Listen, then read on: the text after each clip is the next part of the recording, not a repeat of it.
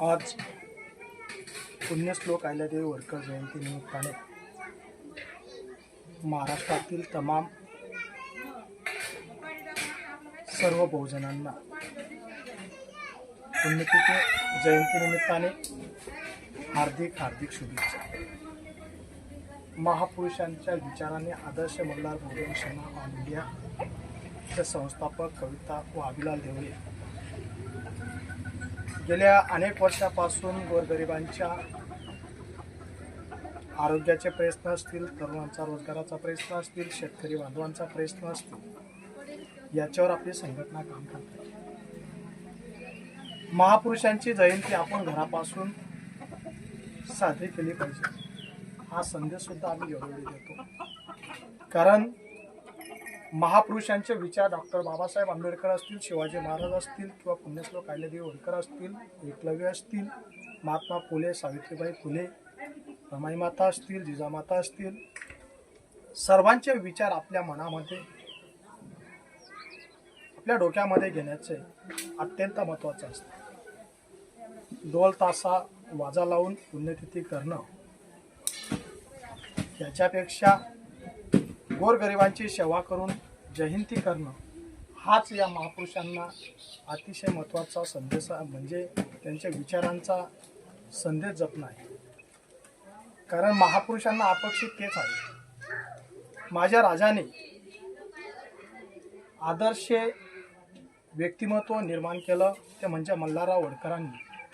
महिलांना स्वातंत्र्य ज्यावेळेस न होतं त्यावेळेस शिक्षणाचं स्वातंत्र्य माझ्या राजांनी मल्हारराव होळकरांनी पुण्यश्लोक अहिल्यादेवी होळकरांना दिलं।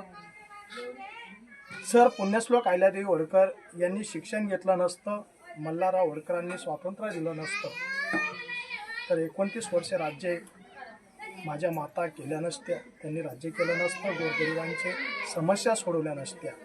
म्हणून आवर्जून सांगायचं एकच की महिलांना पहिलं स्वातंत्र्य जर खरं असेल तर ते माझ्या महाराजा मल्हारराव होळकरांनी दिलेलं आहे। आणि त्यांच्याच पावलावर पाऊल ठेवून मग महात्मा फुले असतील, महात्मा सावित्रीबाई फुले असतील, त्यांनी महिलांना शिक्षण दिलं असेल, पण पहिलं खरं शिक्षण जर दिलं असेल तर माझ्या मल्हारराव होळकरांपासून सुरुवात झालेली आहे। खरं स्वातंत्र्य पहिले महिला सती जात होत्या, पण मल्हारराव होळकरांनी माझ्या माताला सती जाऊ दिलं नाही आणि राज्याभिषेक त्यांनी 29 वर्षे चांगल्या पद्धतीने चालवलं। या धनगर समाजासाठी नव्हे तर संपूर्ण भारतासाठी गौरवाची बात आहे। म्हणून सर्व बहुजन समाजाच्या गोरगरिबांचा प्रयत्न माझ्या मल्हारराव होळकरांच्या विचाराने, माझ्या राजमाता जिजाऊंच्या विचाराने, छत्रपतींच्या विचाराने, तर पुण्यश्लोक अहिल्यादेवी होळकरांनी चालून दाखवलं आणि ते राज्य कारभार ज्या पद्धतीने चालवलं त्याच पद्धतीने डॉक्टर बाबासाहेब आंबेडकरांनी सुद्धा संविधानामध्ये त्या देशाला स्वातंत्र्य दिलेलं आहे, संविधान दिलेलं आहे, आपला हक्क दिलेला आहे।